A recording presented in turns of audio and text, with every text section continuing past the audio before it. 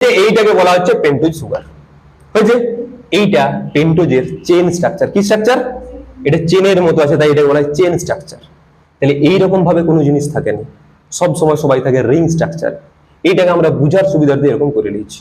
কিসে থাকে? Ring structure. কি বলছি বুঝতে পারছো? আচ্ছা, এই যে এই চেনটা যেটা, সেটাকে আমাকে রিং এ কনভার্ট করতে হবে। তাহলে ভালো করে ভাবো, বন্ধি তৈরি। এবার ভালো করে বুঝো। দেখো, আমি এইটাকে দেখাচ্ছি, এইটাকে এরা রিং তৈরি করবে। কেমন করে রিং তৈরি করবে দেখো। এই যে এটা কার্বন, তাহলে এটা 1 নম্বর কার্বন, এটা 2 নম্বর কার্বন, এটা 3 নম্বর কার্বন, এটা 4 নম্বর কার্বন, এখানে আছে 5 নম্বর কার্বন। তাহলে আমি এখানে লিখে দিই, না লিখলে ভুলে যাবে।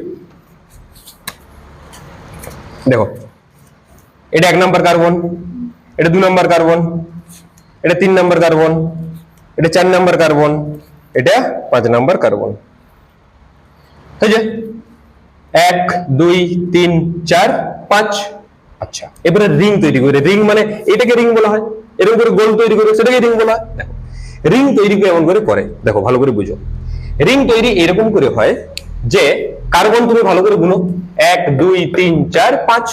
এখানের মধ্যে কাইরাল কার্বন। কাইরাল কার্বন মানে কি? কাইরাল কার্বন মানে হচ্ছে যার 4টা গ্রুপেই আলাদা আলাদা।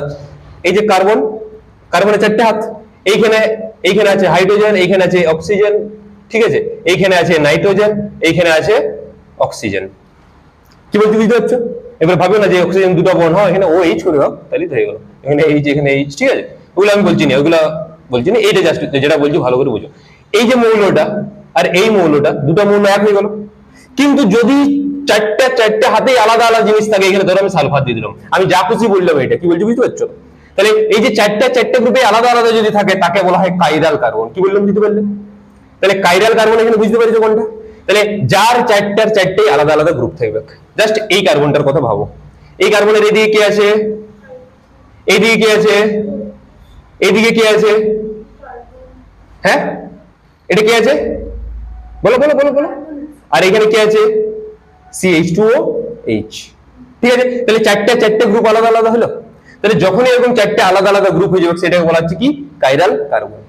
তাহলে এইখানে 1 2 3, এই যে এই কার্বনটা দেখো, এটাও এটা, এই যে এইটা যেটা এই কার্বনের, এইটা যেটা কার্বন, এটা একটা কার্বন, তাহলে দুটো তো একই হয়ে গেল। হ্যাঁ, তাহলে আমি কি বলছি? চারটে আলাদা আলাদা হতে হবে। আচ্ছা, এরপর জাস্ট ভালো করে বুঝো যে এই যে এই যে কাইরাল কার্বনটা যেটা, সে রিং ফর্ম করবে। সে কি ফর্ম করবে? রিং ফর্ম করবে। সে ভালো করে কেমন করে রিং ফর্ম করবে দেখো। এই যে এইটা 1 নম্বর কার্বন কি করবে? কাইরাল কার্বন যে আছে, সে ফাংশনাল গ্রুপকে অ্যাটাক করবে। কাকে করবে? Functional group. ফাংশনাল গ্রুপ কোনখানে আছে? 1 নম্বর কার্বনে আছে। তাহলে এইখানে ই সবসময় ইয়ার সাথে যাই করে বাইন্ড করবে। হয়ে গেল? ই যখনই এইরকম করে জাস্ট ভালো করে ধরো, এটাকে ধরে করে আমি এখানে জুড়াই দিলাম। তাহলে এই যে দেখো এই জিনিসটা, এটা কত নম্বর কার্বন? এটা 1 নম্বর 2 3 4 হয়েছে। এবারে এটাকে ধরে করে আমি কত নম্বর কার্বন জুড়ছে? হ্যাঁ, কত নম্বর? 4 নম্বরটা 1 নম্বরের সাথে জুড়ছে। আমি এই যে এটা 4 নম্বর, এটাকে জুড়ে দিলাম 1 নম্বরের সাথে। হয়ে গেল? আর এইটা লটকে আছে না নাই?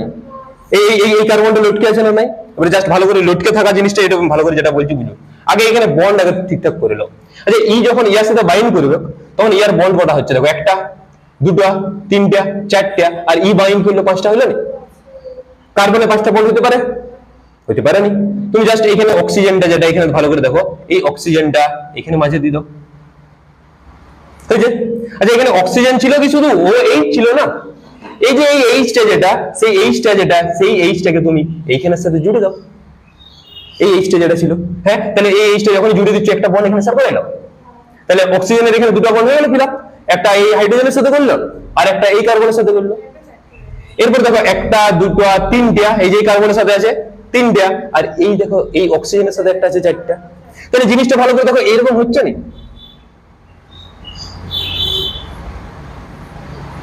এই যে এই অক্সিজেনটা, সেটা এই অক্সিজেনটা হয়েছে। এই অক্সিজেনটা কোনটা? এইটা। আচ্ছা, দেখো CH2OH, এইটা যেটা, সেইটা ভালো করে বলো দেখি, এইটা বঠে না নয়? এখানে 4 নম্বর কার্বন, এই যে যাই করে যে জুড়ে এরকম করে হয়ে গেল। সেই লটকে থাকা যেটা, সেটা CH2OH, এইটা নয়? বলে এটা লটকে আছে। আচ্ছা, এরপর ভালো করে দেখো যে এইটা যখন এইটার OH আছে এই সাইডে কি হয়ে গেল এখন? H। OH যদি ডান সাইডে থাকে, তাকে সবসময় নিচের দিকে লিখবে। কি বলছি বুঝতে পারছো? এটা রুলস। আমি একটু পরে ইয়ার অনেক কিছু ডিটেলস বলবো, জাস্ট এটা এখন একটু শোনো। ওইটা কোন দিকে আছে, মানে এখানে কোনখানে আছে, ডান দিকে আছে, ডান দিকে, ডান দিকে, কোন দিকে আছে, তাহলে এটা আমি ওইটা নিচ দিকে লিখবো। আর এইটা কোনখানে বাঁ দিকে আছে, তাহলে এইটা উপরে লিখবো, হলো? আচ্ছা, এরপরে আমার বলো এই ওইটা কোন দিকে আছে, ডান দিকে আছে, তাহলে ওইটা আমি নিচে লিখে দিই, এখানে এইচ। সেরকম ভাবে সবগুলো আমি এখানে করেছি, এটা নিজের মতো করে করেছি, ঠিক আছে? এইচ, আর এখানে CH2OH আছে, আর এখানে নিচে করে দাও এইচ, হয়ে গেল। তাহলে এই যে জিনিসটা যেটা, এইটা হয়ে গেল রিং ফর্ম, ঠিক আছে? এই যে রিং ফর্মটা হয়েছে, এরপর আমাকে বলো এইটা পাইরানোজ রিং। আমরা কি বললাম, দুই ধরনের রিং, একটা পাইরানোজ, একটা ফিউরানোজ। তাহলে এই রিংটা কি রিং, পাইরানোজ না ফিউরানোজ? রিং ফর্ম করেছে কটা কার্বন, একটা কার্বন, দুটা কার্বন, তিনটা কার্বন, চারটা কার্বন। তাহলে পাঁচটা কার্বন থাকলেই যে সেটা পাইরানোজ হবে তার কোনো মানে নাই। এখানে রিং ফর্ম করে কজন, চারজন, তাইলে এটা কি হয়ে গেল, ফিউরানোজ। কি বললাম বুঝতে পেরেছো? তাহলে এই হচ্ছে ফিউরানোজ। এরপর ভালো করে আরেকটা জিনিস দেখো, OH কোন দিকে আছে বললাম, এটা কোন দিকে আছে? আচ্ছা, এই OH-টা যেটা, এই OH-টা শুধু এখানে, এই OH যদি এখানে, এখানে কি আছে, OH আছে তো, আর এখানে কি আছে, H আছে। জাস্ট ভালো করে দেখো, এইখানে কি আছে, H আছে না, আর এখানে কি আছে, এই জায়গাটা দেখো, এখানে কি আছে, OH আছে। তাহলে OH আর H দুটো যদি আলাদা থাকে, আলাদা আলাদা যদি থাকে, তাকে বলা হয় ট্রান্সফর্ম। কি বলা হয়, এটা কেমিস্ট্রি, আমি কেমিস্ট্রি রিলেটেড একটু বলছি, বুঝতে পারছো, যাতে তোমার ক্লাস 12 এ যে বায়োমলিকুল সেটাও হয়ে যায়। এটা বলা হয় ট্রান্স, আলাদা আলাদা যদি থাকে। আর যদি এইখানে OH আর এই OH টা যদি উপরে উঠে যায়, তাহলে সেটাকে বলা হয় সিস ফর্ম। কি বলছি বুঝতে পারছো? আচ্ছা, এই এখানে H আছে না, এই H টা যেটা, এই H টা আর এইটা, এটা দুটো যদি আলাদা হয়ে যায়, এটাকে আমরা আলফাও বলতে পারি। আচ্ছা, এই OH টা যদি উপরে উঠে যায়, তখন তাকে আমরা কি বিটা বলতে পারি। কি বলছি বুঝতে পারছো? তাহলে cis form, trans form, alpha, beta, এগুলো বুঝতে পারছো? আচ্ছা, এরপরে আরেকটা জিনিস দেখো এখানে ভালো করে। এখানে OH ছিল, আমি এগুলো জাস্ট ভাবো, এখানে OH ছিল, লাস্ট, সেকেন্ড লাস্ট কার্বন এটা, যদি যেটা সেকেন্ড লাস্ট কার্বন তাকে বলা হয় পেনাল্টিমেট কার্বন। কি কার্বন বলা হয়? Penultimate, penultimate carbon. এখন জ্বলছে, এটা জ্বলছে, এটা কি বলা হয়, পেনাল্টিমেট কার্বন। এই যে পেনাল্টিমেট কার্বনের যেটা, সেইটার ওই যদি ডান দিকে থাকে, ডান দিকে, ডান দিকে, তাহলে তাকে বলা হয় ডি ফর্ম। ওই যদি বাঁ দিকে থাকে, তাকে বলা হয় এল ফর্ম। ডি মানে হচ্ছে ডেক্সট্রো রোটেটারি, এল এল মানে হচ্ছে লিভো রোটেটারি। তাহলে কি করে মনে রাখবে, ডি, তাহলে এই যে এইটা যেটা, সেটা ডি, যেটা এইটা, এটা হচ্ছে কি, এটা আমাকে বলো, 5 5 যদি হয় পেন্টোজ, 5টা যদি হয় পেন্টোজ, চলে আসো ভাই, চলে আসো। 5টা যদি হয় তাহলে কি ওটা, পেন্টোজ। আচ্ছা, পেন্টোজ যদি হয়, এটা কি পেন্টোজ, ডি ফর্ম পেন্টোজ না L form pentose? D form pentose না এল ফর্ম? চলে আসো, বসে এখানে। হ্যাঁ, ডি, কারণ OH টা কোন দিকে আছে। আচ্ছা, OH টা যদি বাঁ দিকে থাকতো, তাহলে এটা কি ফর্ম হতো, এল হতো। তাহলে এইটাকে বলা হয় ডেক্সট্রো রোটেটারি, আর একটা বলা হচ্ছে লিভো রোটেটারি। তাহলে ডেক্সট্রো রোটেটারি, লিভো রোটেটারির মধ্যে পার্থক্য বুঝতে পারলে? গুড। এরপর কটা কটা বেশি বাজে গেছে, তোমরা আগে চলে আসছো। ঠিক আছে, চলো চুপ, কথা বলে না তোমরা, মার খাবে, আমি বলে দিচ্ছি। দেখো, তাহলে এটা ডি ফর্ম, এল ফর্ম বুঝতে পারলে? ডি মানে কি, ডেক্সট্রো, এরকম করে মনে রাখবে। ডি মানে ডান, মনে রাখবে ডান, তাহলে ডান দিকে যে আছে, তাহলে সেটা ডান দিকে ওই যদি থাকে, তাহলে এটা হয়ে গেল। আর এল, এল এল মানে লেফট, মনে রাখবে। লেফট মানে OH টাই যদি বাঁ দিকে থাকে, তাহলে তাকে বলবো এল ফর্ম, ঠিক আছে? আচ্ছা, এই জায়গাটা পুরোপুরি বুঝতে পেরেছো? আমরা শুধুমাত্র এইটা যেটা দেখলাম সেটা হচ্ছে ফিউরানোজ। কি দেখলাম, ফিউরানোজ। এরপরে আমরা পাইরানোজের দিকে যাই আস্তে আস্তে। তাহলে এই যে, আচ্ছা, এখানে আরেকটা জিনিস বলে দিই, এইখানে কি আছে বলো দেখি, কটা কার্বন দেখো, 1 নম্বর কার্বন, 2 নম্বর কার্বন। কত নম্বর কার্বন এটা? এই যে এখানে এই কার্বনটা কত নম্বর কার্বন?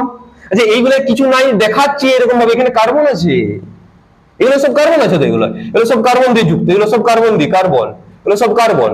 কার্বন আবার 4টা বন্ড, 4টা বন্ড, এই দেখো, একটা বন্ড এর সাথে, একটা এর সাথে, হ্যাঁ, আর এখানে কি আছে, এখানে কি আছে, একটা হাইড্রোজেন আর একটা CH2OH, হলো 4টা। সেরকম ভাবে এই কার্বনটা যেটা, একটা এর সাথে, একটা এর সাথে, একটা এর সাথে, আর এরকম ভাবে কোন হয়, আর এই যে একটা 4টা, এই যে এই 4টা, হলো না? সবাইকার এরকম 4টাই বন্ড থাকবে। আচ্ছা, আমি যেটা বলছি ভালো করে বুঝো, যে কেন আমরা এই যে পেন্টোজটাই কেন দেখলাম, তার গুরুত্ব আছে। আমরা এটা কি, আমরা জেনারেলি হতে পারে এটা বায়োকেমিস্ট্রি, কেমিস্ট্রি রিলেটেড, কিন্তু আমরা পড়ছি তো বায়োলজি। বায়োলজিতে আমরা জানি ভালো করে দেখবে যে ডিএনএ যে সুগারটা দিয়ে তৈরি, সেই সুগারটার নাম হচ্ছে রাইবোজ সুগার। কি সুগার? সেই রাইবোজ সুগার হচ্ছে একটা পেন্টোজ সুগার। ডিএনএ বা আরএনএ যেটা, সেটা পেন্টোজ সুগার।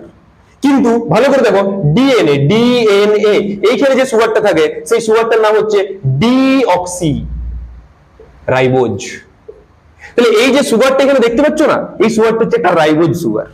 কি সুগার বললাম? রাইবোজ সুগার, কিন্তু ডিঅক্সি রাইবোজ নয়। তার মানে এই রাইবোজ সুগারটা যেটা, সেটা আরএনএ তে থাকে। তাহলে আরএনএ এর মধ্যে যে সুগারটা থাকে, এটা এই সুগারটা। কিন্তু ডিএনএ এর কথা যখন বলবো ডিঅক্সি মানে ভালো করে গুলো, কটা কার্বন বললাম? 2 নম্বর কার্বন। এই একটা কার্বন, এই একটা কার্বন। এই 2 নম্বর কার্বনে অক্সিজেন যেটা, দেখো এখানে অক্সিজেন আছে না? এই 2 নম্বর কার্বনে অক্সিজেন যদি না থাকে, তাকে বলা হয় ডিঅক্সি। তাহলে এখানে যদি অক্সিজেন না থাকে, তখন এটা কি বলে দেবো?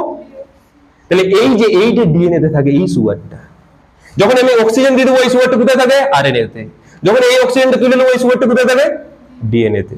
তার জন্য একে বলা হচ্ছে ডিঅক্সি রাইবোজ। তাহলে এইটা যখনই এইটা করে দেবো, এই সুগারটার নাম কি এখন? এই সুগারটার নাম কি? পেন্টোজ তো সুগার বটে। পেন্টোজ সুগার যেটা, সেটা দুভাগে, রাইবোজ আর ডিঅক্সি রাইবোজ। এই যে এই সুগারটা যেটা, এটা কি সুগার? এটা কি সুগার? ও আছে, অক্সিজেন আছে, তাহলে এখানে ডিঅক্সি, এটা রাইবোজ সুগার। আচ্ছা, এখন কি সুগার হলো? Deoxy ribose. এইটা এখন এইটা কোথায় থাকে? ডিএনএ তে। ঠিক আছে? আর যখনই ও দিয়ে দেবো, সেটা কোথায় থাকবে? আরএনএ তে। এই জন্য এটা ইম্পর্টেন্স বেশি রয়েছে, তাই আমি বললাম যে এই আমরা পেন্টোজটা দেখবো। এরপরে চলে আসছি হেক্সোজ। হেক্সোজ মানে কটা কার্বন থাকবে? 6টা কার্বন থাকবে। এইটাই পুরো ইম্পর্টেন্ট, ভালো করে দেখো। আচ্ছা, এই জায়গাটা পুরোপুরি বুঝতে পেরেছো? হ্যাঁ, পাইরানোজ রিং, এই সমস্ত জিনিস বুঝতে পেরেছো? কোনো কোশ্চেন নাই এখানে? গুড। এরপরে আমরা চলে আসছি যে 6টা কার্বন বিশিষ্ট।